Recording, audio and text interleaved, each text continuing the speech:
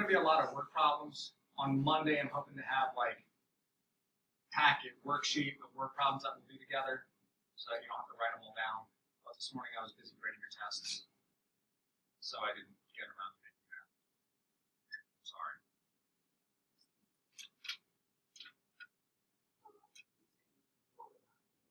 What?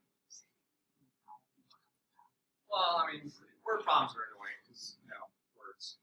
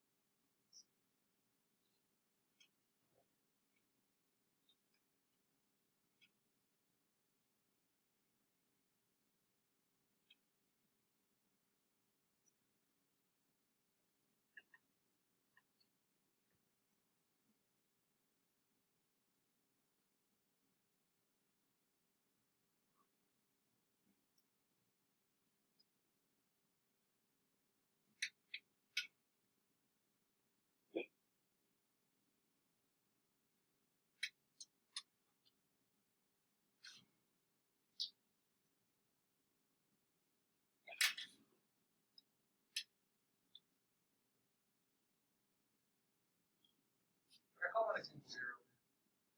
All right, it's probably 1.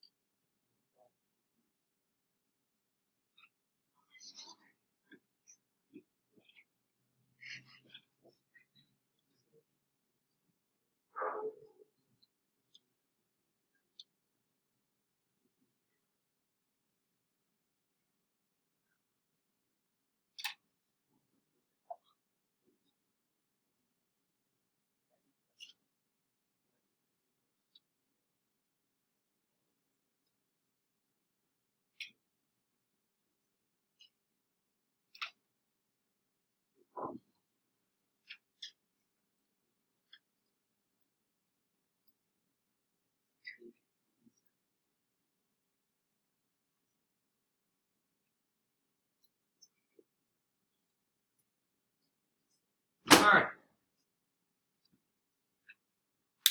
So when you're doing these related rates problems, sometimes they're very straightforward, like example 0. I said, here's an x, here's a y, here's how they relate, go. And so the equation related x and y is real simple because it's a given to you. Sometimes they're a little bit less straightforward, like in example 1 over there with a pebble in the pond. And you say, all right, well, they didn't give me an equation to write out, but I do know the equation for the area of a circle, because you know your area of a circle formula. And so sometimes the equation isn't just given to you, but it's just based on a geometric formula like volume of a cone, or area of a circle, or volume of a cube or something. And then that's the equation relating your variables. Sometimes you have to draw a picture to be able to then put together an equation. Like if I say, you've got a ladder leaning against the side of a house. Like, so, okay, it might be helpful to visualize that. So there's the side of the house. There's the ladder leaning against the side of the house. The house and the ladder should probably be resting on something. Let's call that the ground. And, okay, oh, cool, I've got a triangle. And then you've got the length of the ladder is 25 feet.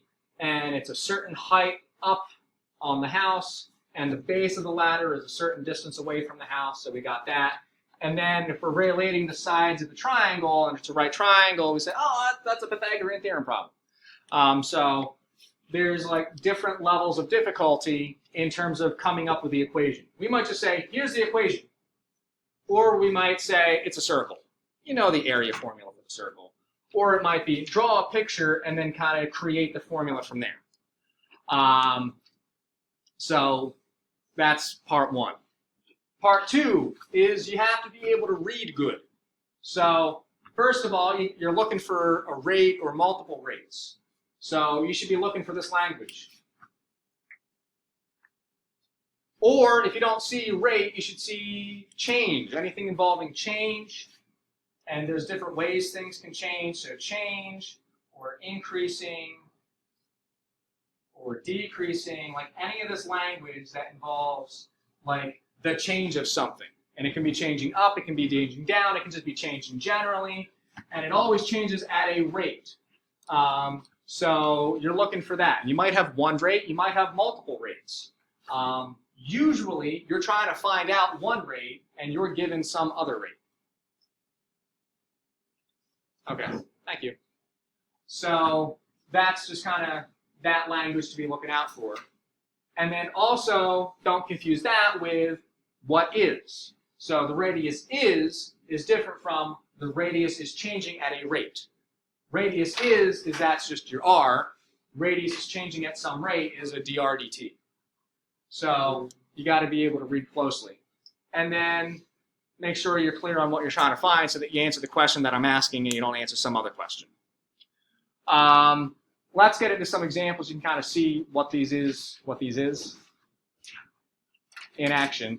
And we'll see what we get through. Your homework for the weekend is not due Monday.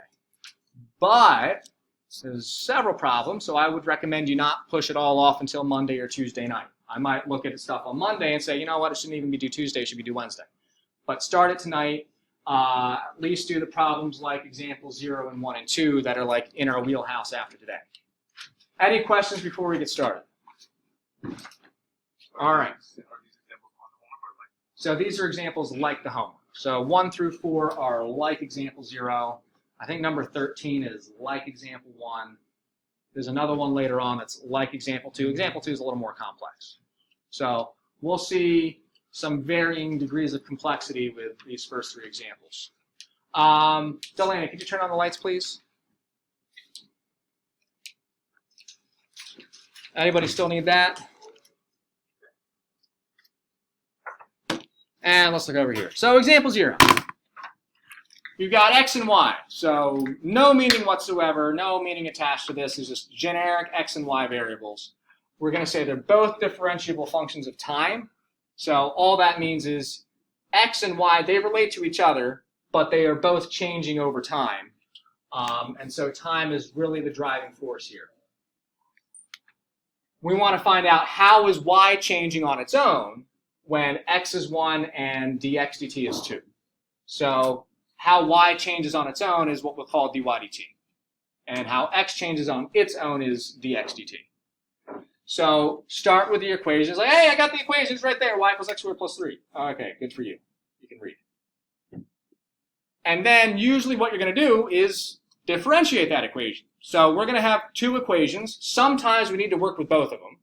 We'll have our standard given equation that we start with, and then we'll have the derivative equation. So we'll differentiate this to get a second equation. What's the derivative of y?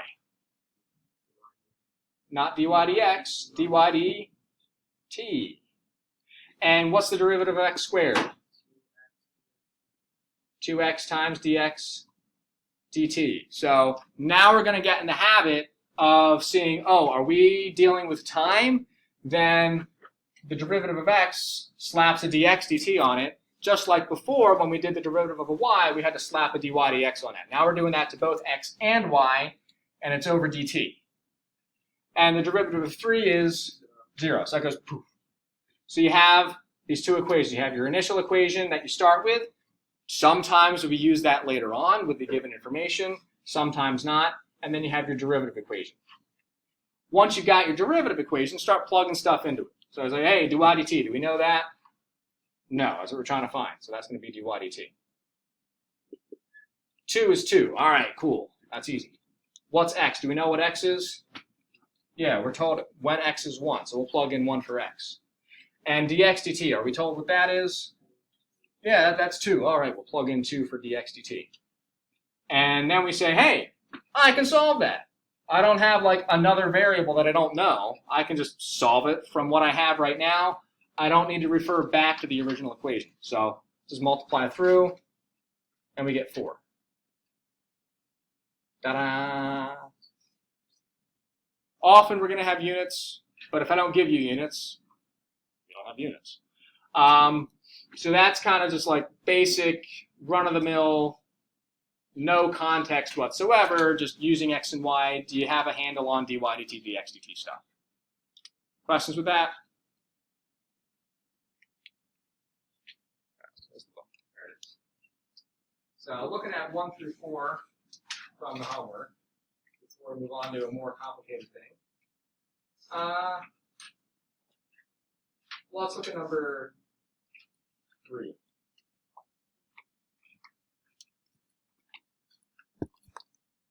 So, 3. I'll give you an equation. xy equals 4.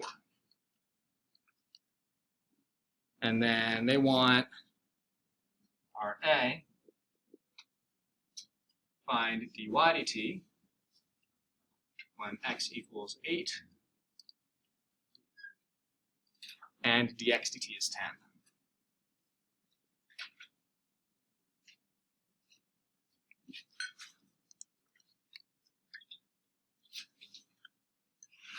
Okay. 10. It's a 10. See? 10. So xy equals 4. How do we differentiate that? Yay! Because what are the x and the y doing? They're multiplying. It's super easy to read right past that. That was the cause of some mistakes yesterday on the test. Is some people would have like, I don't know, 3x squared y, and they would read right through that and say, okay, this thing's derivative is 6x dy dx. And forget, this is an x times a y, so we need to do product rule. So it would be 6x times a y plus 3x squared times a dy dx. So just be careful to have your eyes open to product rule. If you have two variables in the same term and they're touching each other, they're multiplying, that's going to need some product rule. So xy equals 4, do your product rule. So when we do product rule, what's the derivative of the first guy? 1. What's the original second guy? Oh, wait a minute. I already screwed up. What's the derivative of the first guy? 1 dx dt, right? Because now we're differentiating with respect to time. So don't forget, derivative of x is now 1 dx dt because we're doing stuff with time. You see time in here? Oh, no, dx dt, dy dt. So we'll have dx dt times y plus times dy dt equals 0. So that's you have the equation, you have some information. Let's do the product rule and get the derivative. So now we have two equations. We have initial equation and derivative equation. Next, you start plugging stuff into the derivative. We want to find out dy dt. So we're going to have to work with this equation because that's where dy dt is. Let's fill stuff in. Do we know dx dt? Yeah, that's 10. Do we know y? No. So right now we're just going to call that y. Do we know x? Yeah. Do we know dy dt? No, that's what we're trying to find out. Can we solve that and find out what dy dt is right now? No. So this is like example 0 with one extra wrinkle. You do your derivative equation, you fill stuff in, and you say, oh, actually, I can't solve this quite yet. What do I still need to find out? Y. Where am I going to find out about Y? Not yet. Back in the original equation. So you're going to go back to the original equation. You're going to fill in your derivative equation, say, I can't solve that yet. This is what I want. I can't solve it yet because I need to know what Y is. I'm going to find out about Y back in the original equation. So down here you can say, all right, xy equals 4. I know x is 8. So what's y? It's 1/2. So you just go off in the back alley, you find out what y is from the original equation, and then you bring it back in. And so now I can solve this. You say, all right, now I know that y is 1/2 when x is 8. And now we can solve. 1/2 of 10. What do we do with the 5? Subtract to the other side. Solve. Get -5/8. So sometimes you can just do the derivative equation and go and you're done. Sometimes you do the derivative equation, you fill stuff in and say, I need more information. Whenever you need more information, go back to the beginning, use the original equation, and see what you can get out of that. Any questions with 3A? All right, there is a 3B that you guys will get to do for yourselves. So don't feel like I gypped you out of like a perfectly good problem that you really wanted to do.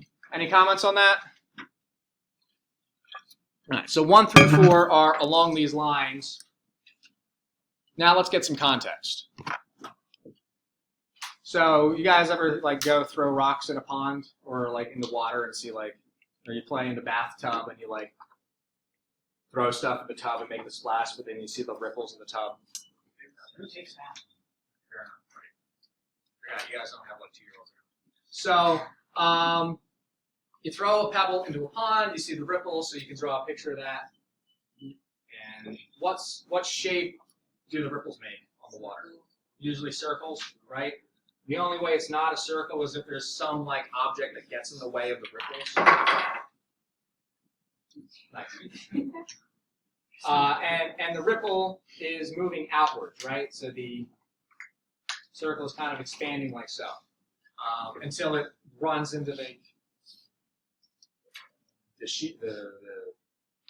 what do you call it? The back of the water. Words are hard. So we're talking about that shape. We usually call that a circle, and we're talking about this thing's area and radius. All right. So what's an equation for a circle dealing with area and radius? I'll help you out. Area equals. Yay! So that's the point at which in my block 1 we got out the cone because there I said area equals, and they said 2 pi r. That's the circumference. So at least they weren't totally wrong. But yeah, you should know the area of a circle. Some formulas I'll give to you, like the volume of a cone. Okay, fine. There's not like you don't see cones running around all over the place, but you should know these circle equations. So you have an area for a circle. That's your like initial equation. Then what do we do with it? Not yet, because you might not need to know what the area is. Rate of change of the area. What do we call the rate of change of the area? Let's go back through here and kind of see what else can we get. So radius is r. What do we know about the radius? All right, radius is increasing at a rate of 1. So that information there, that needs a name. Like, it needs a variable. What do we call how the radius increases? dr dt. Yeah, so don't confuse that with r. R is what the radius is. That's this. dr dt is how the radius changes, how it increases, how it decreases. It's a rate. So you see radius, rate of change of the radius. Oh, that's dr dt. And that is 1. And is it positive or negative 1? Positive. How do you know it's positive? Because it's increasing. So words will tell you often if the rate should be positive or negative. Later on, you're told if you have a dRdt, you also have an r. What is r? 4. So right at this moment, the radius is 4. Now it's changing, it's expanding, but right at the snapshot moment in time, the radius is 4 feet. So you have that information, and what's the goal? What do we want to find out? So the goal is find the rate of change of the area. What do we call that mathematically? Give it a variable name. Yeah, the ADT. So we don't want the area. That would be easy. That would be pre-cal. Just plug in 4 for radius and you're done. We want how is the area changing? What's the rate of change of the area? We'll call that dAdt. So when you see rate of change attached to something, that tells you, oh, it's d thing dt, not thing. So make sure you're reading carefully. So your goal is dAdt. So you have information, you have your goal, and you have your equation. So part of the hard thing is taking the words and turning the words into math symbols. All right, now we got all that. Now back to the equation. What do we want to do with the equation?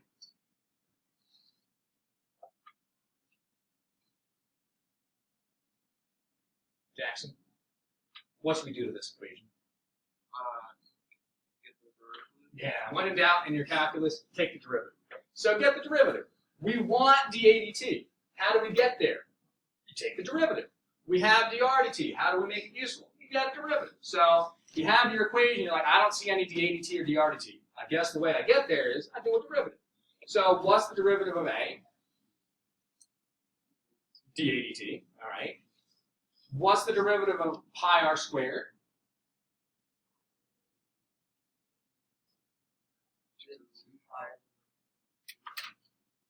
2 pi, not yet, 2 pi r, then the RDT, yeah. So r squared would become 2r, there's a pi in front of it, so 2 pi r. Slap a dRdt on that, because you did the derivative of r thing with respect to time. And now you have your derivative equation. Fill stuff in, clean. Alternatively, if you did do the derivative of pi by itself, would it be 0? Yeah. But because that's pi as a coefficient attached to a variable, it sticks around. It's not like pi plus r squared. So now you fill in stuff. So we want dAdt, that's an unknown, that stays dAdt. 2 is 2, pi is pi, what's r?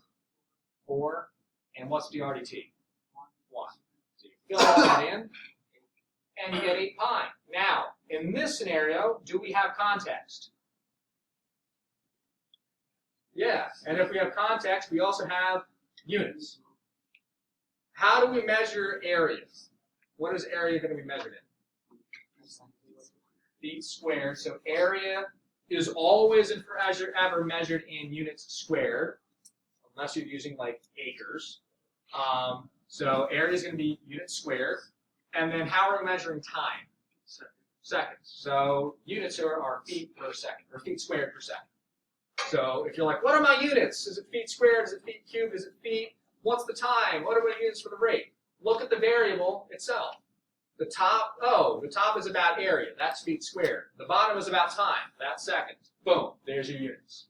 So area is feet squared. Volume would be feet cubed. Everything else is just going to be feet. So whether it's length or distance or height or radius or edge of a cube, it's all just feet. Only area gets to be feet squared, and only volume gets to be feet cubed. And in this case, we didn't actually have to find out what the area is. We only care how the area is changing, so we're done. Comments, follow up on example 1. Yes, Grace?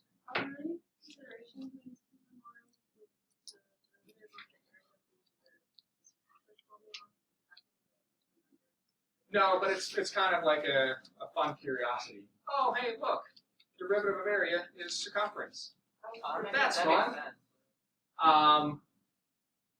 There's probably a reason for that, and you could probably reason it through as to like why it makes sense. I can't remember how to do that. No, anything that's perfectly round. So a sphere works the same way. So volume of a sphere, do the derivative, you get surface area. Volume of a cube, is nothing special. So it's only perfectly round things, circles and spheres. But yeah, that's a good thing to notice. It's like, hey, that's an interesting relationship there between area and circumference, that they're the derivative of each other. Any other comments with 1? All right, 2. You have a cone. I had a cone. Please take a Hold on, give me a second. Thanks.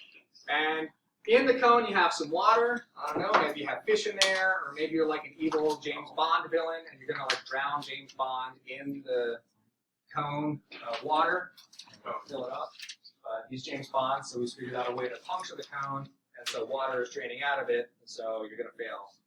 You should probably start running. So you got your cone. There's water in it. The height of the water level in the cone is decreasing at a rate of 0.2 feet per minute. The radius of the surface of the water, so you got the water in the cone, the top of the water has its radius. It's decreasing at a rate of 0.1 feet per minute. And you want to know what's the rate of change of the volume of the water. At the moment, the radius is 1 and the height is 2. So you could like try to draw a picture of this on your papers. Down here. And the height and the radius are doing what? Decreasing. And so is water coming into the cone or out of the cone? Out of the cone, so drip, drip, drip. And we want to know, let's see, where's my, that's not blue.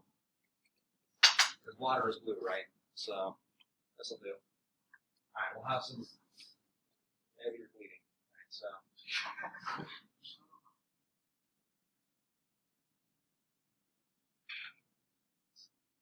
Right, so you got the height of the water in the cone, and then on the surface of the cone, or the surface of the water, you have a radius.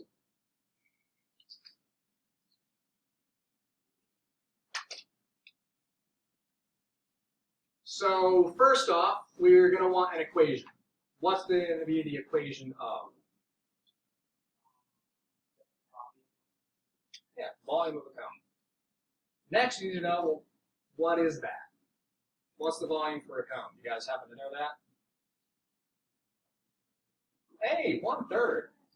That's not the part I would expect people to remember. What's the rest of it? How about, what's the volume for a cylinder? Circle times h. What's a circle? Pi r squared. What's h? H. So that's a cylinder. A cone is 1/3 of that. Because of course it is.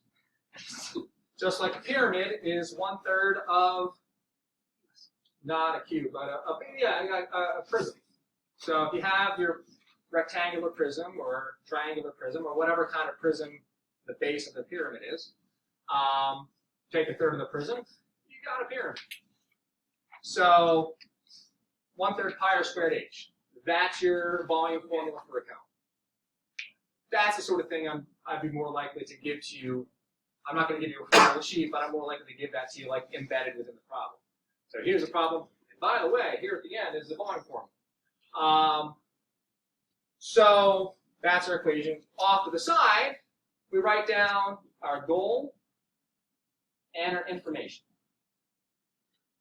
So goal is, what do we want to find out?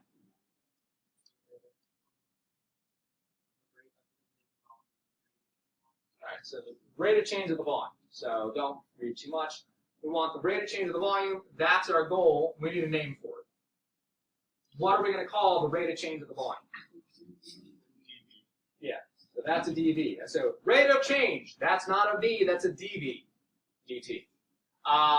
And then information that's given to us, and here you got to read real carefully. What's one piece of information? The radius. All right, what's the radius? 1. All right, radius is 1. R equals 1. What else? Height is 2. H equals 2. So the radius is, that's R equals. The height is, that's H equals. What else do we know about R and H? The height is decreasing. So what are we going to call the height decreasing? That gets a name. Yeah, that's a dH dt thing. And what is that? Now, I don't see a negative in there. Why are you saying it's negative? Because it's decreasing. So we might come right out and say the height level is changing at a rate of negative 0.2. Or we might make you read just a little bit more. It's decreasing at a rate of 0.2. And then you got to say, oh, decreasing means this is negative because the height is shrinking. And what else do we have? The RDT, right? We have the radius decreases at a rate. So all of that, and that's going to be the RDT, and that's negative 0.1 because that's also decreasing, so also negative. So that's all your information extracted out of the problem. So what we've done is we've taken all these words and turned them into an equation and a laundry list of information with some goal. From here, now you're able to stop doing the reading part and start doing the math part. Before we do that, any questions with the reading part? All right, back to the math. So we have volume equals 1/3 pi r squared h. What do we do with that? Find the derivative. What's the derivative of v? That's dv dt. And over here, what do we have to do on 1/3 pi r squared h? Product rule. So this is sneaky product rule, because most product rule is sneaky. So what our first part, I would say, is 1/3 pi r squared. Our second part is h. So product rule, do you guys like doing first or d first? First. You like to do first, so what's our first? 1/3 pi r squared times d2 is dh dt. So that is our first part times the derivative of the second part. Plus, what's the derivative of the first part? 2/3 pi r and dr dt. So you do the derivative of an r thing and you slap a dr dt on that. So that's d first, 2/3 pi r dr dt. Don't forget your dr dt. Times h. That's your second part. All right, that's good. Yeah, lost your focus here. All right, so now you have all that, and you just information dump into the equation. So we want dv dt, and we know all of this stuff. We know r, we know dh dt, we know r, we know dr dt, we know h. Put that all in. And then this becomes a calculator problem, because if you have pi and decimals, just calculate that. So 1/3 pi, r is 1, so you have 1 squared, and dh dt is negative 0.2. Then plus 2/3 pi, r is still 1, dr dt is negative 0.1, and dh dt is 2. And at this point, get out your calculator, poop, poop, poop, poop, poop. Try not to have fat fingers and push the wrong buttons, and you see what you get. And then we get to argue about what the units are.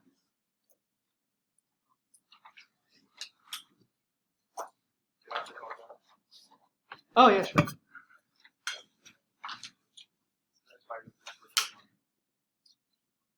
So you guys make fun of me for having this count, but turns out it's a really wonderful toy for people of an appropriate maturity level. What? I'm right there with you, so it's not a criticism.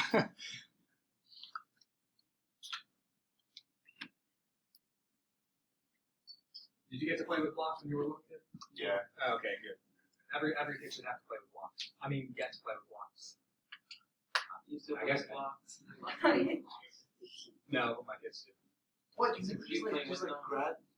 Just around to the kids with?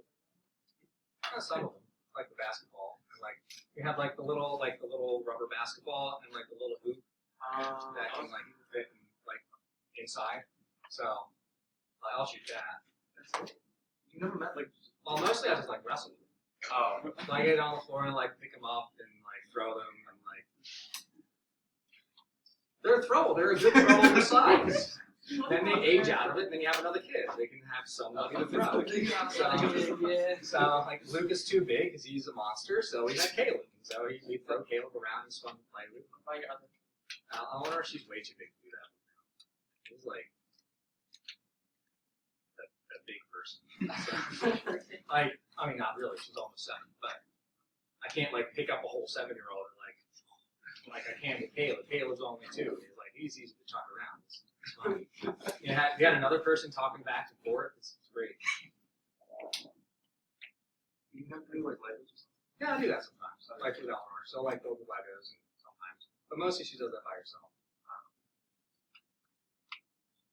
You should give them Legos. Around to like 3 dozen places. So what is it?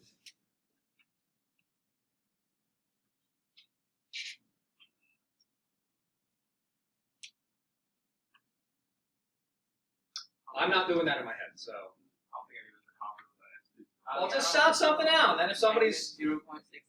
all right, so you're saying -0.628. Oh my God. Somebody else got that. Oh, I would hate to be wrong. I have no experience with that, except for yesterday. So that was mean. So anybody not get that? And now we're cool. You got that? And what are the units? So volume. How's volume got to be measured? Feet cubed. What's our time being measured in? Is it minutes?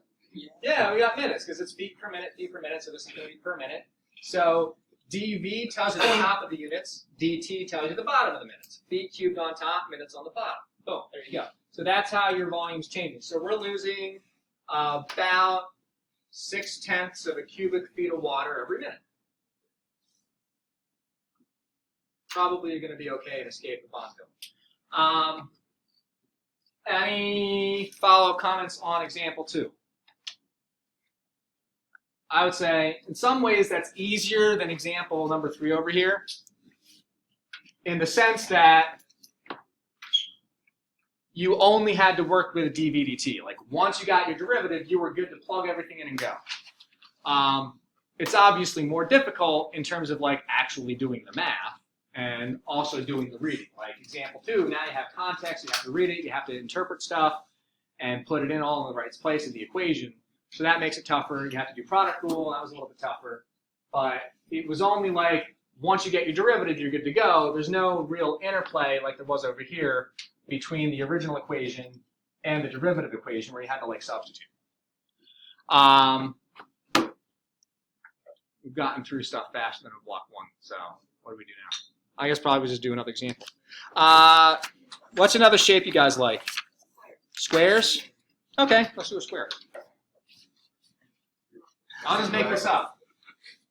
Example square. There's the thing. Yes, ma'am. You didn't do it yesterday? Oh,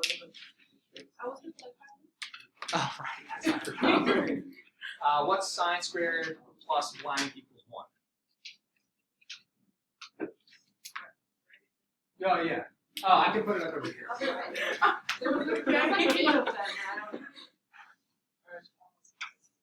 Sine squared x plus blank equals 1. And how about 1 plus O something squared? That's going to be cotangent squared. I can do it, yes. Oh, look at him go. He's so smart. And how about 1 plus tangent squared equals blank, and hers might be slightly different than the rest of y'all's. I can't remember exactly. And 1 over blank equals sine of x, and 1 over blank equals secant of x, and sine x over cosine x is blank, and cosine x over sine x is blank. And if you get them all right, you get 2 bonus points. And if you get one of them wrong, you get them. So no pressure. Yes? Oh yeah, you didn't get it, that either, did you? Yeah, that's fair. It's a cone. He's like Frankensteining my cone. No, don't take that off. That looks like a face. Yeah, I thought the same thing. It's kind of like you've turned it into a face. You got your nose, your mouth, the double chin, That's one. That's one very receded double chin. Like that guy needs braces to bring his jaw forward a little bit. Yeah. Whoever's watching this recording is a little confused. So, example square.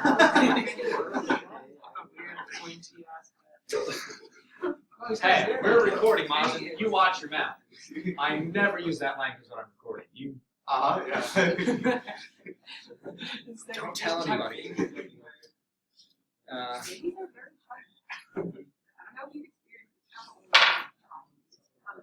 I don't know. Oh yeah, the chuckability of children is like wonderful. That's like the best thing about having kids is that you get like this thing that's you can throw around. By this thing, I mean this person. I know what type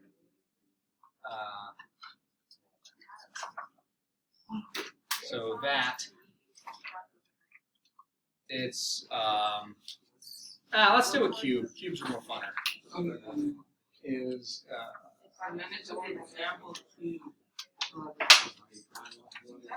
side length. I'm sorry, thank you a lot. First thing.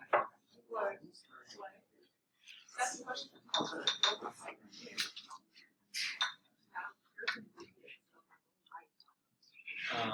You know what? Let's say it's volume Wow. increases. No, it's that's the problem.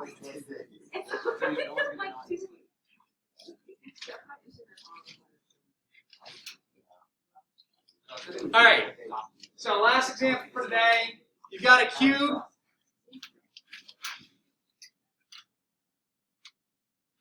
If you're not sure what those look like, here you go. Oh, wow, look at him go. He's amazing. Oh wow. Who knew he had such hidden talent? Oh, because this is the only thing I know how to draw. And it's expanding. So, so cool. You can almost see it growing there on the board. So, what's the equation we're going to be using? Q. S Q. So V equals S cubed. Cool. You're not going to get a simpler equation to get to work with than that. And what do we then do with that equation? Jackson? You find the derivative. Hey, I can always count on Jackson to tell me to find the derivative. So, derivative, you get dv dt. Thanks for playing along, kid. What's S cubed become? 3s squared and ds dt. And then fill stuff in. Oh, wait, I forgot for us to write stuff down. So, what do we know? Oh, I forgot to give you some kind of important information. When volume is 343. Yo. Yeah. All right. So find the rate of change of the side length when volume is 343. So what does this tell us up top? It's expanding. What is the it? dv dt. So dv dt equals positive 0.3. It's positive because we're expanding, we're increasing. So it's getting bigger, so that's positive. Any questions with that? No. All right, what other information do we have? We have the volume. It's 343. And what are we trying to find out? Rate of change of whom? Side length. What are we going to call that? Yeah, ds dt. Rate of change of side length. The side length is s, so his rate of change is ds dt. Now, you go and fill in your derivative equation. We have dv dt, that's 0.3. We have 3 is 3. S squared, do we know s? Well, hold on. Did I tell you s? No. So how do we find out S? Find out S by using Volume. So you go looking for S, and you use your volume equation over here. Volume equals S cubed, so 343 equals S cubed. And so S equals 7. Yes. Then you can use that back in here. So this is the way I set this up. There is some interplay between our derivative equation and our just straight volume equation. So, hey, there's this fun piece of information we still need. We got to find out S before we can get the SUT. Okay, go to volume, use the information you know about volume, find S, and now you can find out the SUT. So we have 0.3 equals 3 times 7 squared, the SUT. And you're going to get some tiny number, 0.002. So I'll take your word for it that 0.3 divided by 98 is 0.002. What are our units? And by 98, I mean 147. 0.3 divided by 147, because that's 3, not 2. All right, so what are the units going to be? How do we measure the side? Feet. How do we measure time here? Seconds. So 0.002 feet per second. So side length, this is the edge of the cube. That's just in feet. So that's, I think, a good place to stop. Don't forget to do what over the weekend? If you haven't done them yet, do your delta maths. There's not a quicker and more efficient way to destroy your grade than to not do those. And then also, start your homework for 2.6a. It's available in tonight's folder on Schoology. Don't do all of it. You're not ready for that yet, but do like 1 through 4 and 11. Not 11, 13. 1 through 4 and 13 should be in your wheelhouse after today. So I think that's it. Anybody have AP tests next week? Oh yeah, next Wednesday. Next Wednesday? Okay, so tell me on Tuesday. Oh, yeah, Tuesday. And so tell me on Monday. And anybody, yeah, you can take one of those and just bring it back after the exam. Hi, Armand. Yeah. See you, Noel. What's the other thing? I can't remember. Oh well. We'll be in this topic for all of next week as well. So there's a lot of depth to this stuff. So we're going to take our time, give you guys a chance to work on problems together, like do group work. We never do that, but we'll do that with this.